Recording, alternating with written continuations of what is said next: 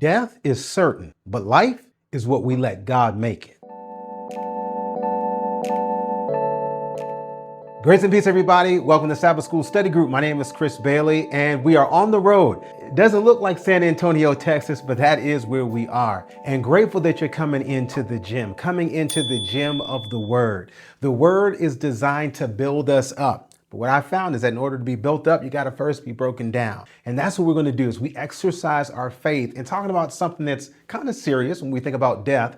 For the Christian, it's serious, but it's not hopeless. It's a pause, and it's not the end of our story.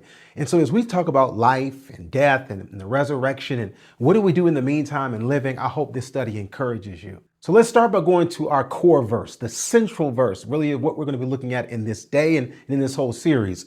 Paul says in Philippians 1, verse 21, "For to me to live is Christ, and to die is gain." Now, we're going to be talking about death a little bit later, in fact, in the next study, but let's talk about life in this verse. A lot of times when this verse is used, it's used in the context of emphasizing one's courage, your devotion, to be willing to give your life and to die for God. But what if we looked at this as a two-sided coin? This is faith, this is power, this is a love for God that's willing to die, but what about a love for God that's willing to live? That's why he says, "For to me, to live is Christ." So the purpose of life then, Paul's passion was to live for Christ. So that's really what life is about. Because in Philippians chapter 1, verse 20, before the verse that we just read, he says, "According to my earnest expectation and my hope, that in nothing I shall be ashamed, but that with all boldness, as always,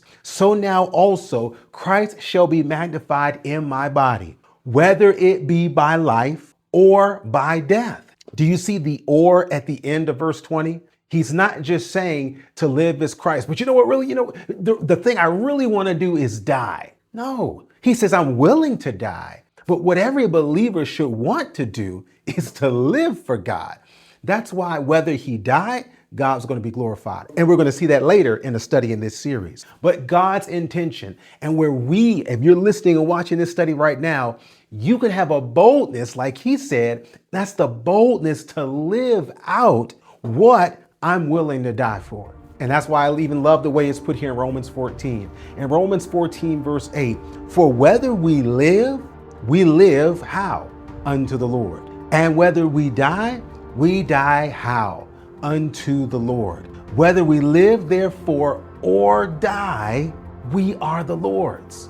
Whether we live or die, we are the Lord's. So let's talk about living. If I'm a believer, and if I love God with all my heart because he has loved me with all his heart, so much that he gave up his only begotten son, so that if I believed in him, I will what? Live forever. So live out your faith. Yes, there's merit to saying that I'm willing to die for God.